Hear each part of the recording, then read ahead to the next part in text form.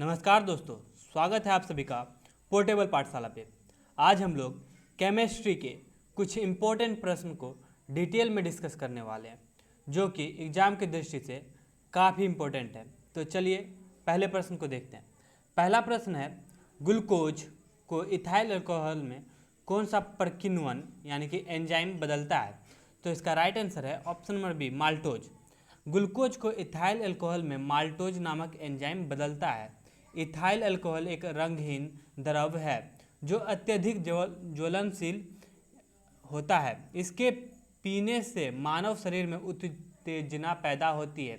इस कारण इसका उपयोग मादक द्रव या शराब के रूप में किया जाता है। यह फल एवं स्टार्च युक्त अनाज से प्राप्त किया जाता है। औद्योगिक दृष्टि से इसका उत्पादन किण्वन विधि द्वारा किया जाता है। इसका उपयोग मोटर व हवाई जहाज़ों के ईंधन के रूप में, पारदर्शक साबुन बनाने में, इत्र एवं अन्य सुगंधित पदार्थ बनाने में किया जाता है। शराब आदि के निर्माण में भी इसका उपयोग किया जाता है। अगले प्रश्न की ओर चलते हैं। रासायनिक रूप में रेशम का रेशा क्या होता है? तो इसका राइट आंसर है ऑप्शन नंबर डी, सेल्यूलोज।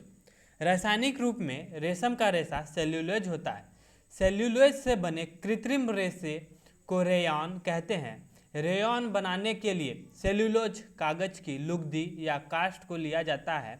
इसे सांद्र तथा ठंडे सोडियम हाइड्रोक्साइड तथा कार्बन डाइसल्फाइड से उपचारित करते हैं। इसके बाद इससे सेल्यूलोज के विलयन में धातु बेलनों के बने छिद्र में से होकर तनु सल्फ्यूरिक अम्ल में गिराया जाता है। यहाँ इसके लंबे लंबे तंतु बने जाते हैं। रेयॉन रासायनिक दृष्टि से सूत के समान है। रेयॉन का उपयोग कपड़ा बनाने में, कालीन बनाने में, चिकित्सा क्षेत्र में लिंट या जाली बनाने के लिए किया जाता है। अगले प्रश्न को देखते हैं। अगला प्रश्न है, जब दो इलेक्ट्रॉन एक कक्षा में होता है तो उनमें क्या पाया जाता है? तो इसका राइट आंसर है ऑप्शन नंबर बी, विपरीत चक्रण। जब दो इलेक्ट्रॉन एक ही कक्षा में होते हैं तो उनमें विपरीत चक्रण पाया जाता है। अगला प्रश्न है, यशादत लेपन यानी गैल्वेनाइजेशन क्या होता है? तो इसका राइट आंसर है ऑप्शन नंबर ए, लोहे पर जस्ता चढ़ाना। लोहे को गलित जस्ते में डुबा देने से लोहा पर जस्ता की एक परत चढ़ जाती है। इस प्रक्रिया को जस्तीकरण यानी कि गैल्वेनाइजेशन कहते हैं। जस्ते की परत लोहे को ढककर उसे नम हल के संपर्क में नहीं आने देते, जिस कारण लोहे पर जंग नहीं लग पाता है। यही कारण है कि लोहा का जस्तीकरण किया जाता है। अगले प्रश्न को देखते हैं। दूध के दही के रूप में जमने का कारण है? इसका राइट आंसर है ऑप्शन नंबर सी, लैक्टोबैसिलस।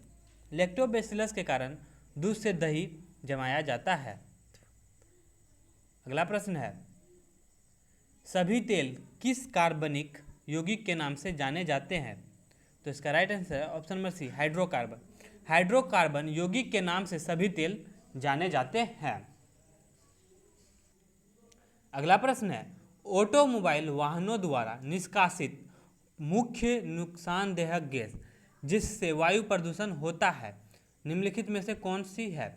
तो इसका राइट आंसर है option number A, carbon monoxide, जिसे CO के द्वारा सूचित किया जाता है। कार्बन मोनोऑक्साइड जीवाश्म ईंधन के पूर्ण रूप से नहीं जलने पर बनता है। CO का उत्सर्जन 50% के करीब ऑटोमोबाइल से निकलता है। यह सिगरेट के धुएं से में भी उपस्थित रहता है। श्वसन के साथ अंदर जाने पर यह रक्त को ऑक्सीजन ढोने की क्षमता को घटा देता है। अगले प्रश्न को देखते हैं। शीशे के संचयन वाले सेल में किस अम्ल का प्रयोग होता है? तो इसका राइट आंसर है option number C, nitric acid का। शीशे के संचयन वाले सेल में नाइट्रिक एसिड HNO3 का उपयोग किया जाता है। अगला प्रश्न है, दूध को कुछ देर खुले में रखे जाने पर उसका स्वाद खट्टा हो जाता है, यह किसके कारण होता है? इसका राइट आंसर है ऑप्शन नंबर सी, एसिटिक अम्ल। दूध को खुले में रखने पर लैक्टोज का परिवर्तन एसिटिक अम्ल में हो जाता है, इस कारण दूध का स्वाद खट्टा हो जाता है। अगला प्रश्न है, निम्न में से वह पदार्थ कौन सा है जो प्रायः फ्लोरेसेंट ट्यूब में इस्तेमाल किया जाता है? तो इसका राइट आंसर है ऑप्शन नंबर सी, पारद वाष्प तथा आर्गन। पारद वाष्प तथा आर्गन का फ्लोरेसेंट ट्यूब में इस्तेमाल किया जाता है।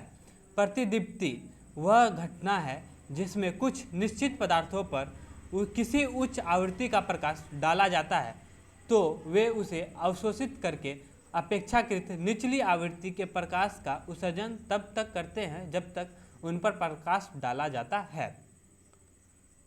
तो दोस्तों, ये थे हमारे आज के कुछ इम्पोर्टेंट प्रश्न जो कि एग्ज़ाम की दृष्टि से काफ़ी इम्पोर्टेंट थे। वीडियो आप सभी को कैसा लगा हमें कमेंट में ज़रूर बताएं। अगर पसंद आई है तो लाइक करें, शेयर करें एवं चैनल को सब्सक्राइब करना ना भूलें। धन्यवाद।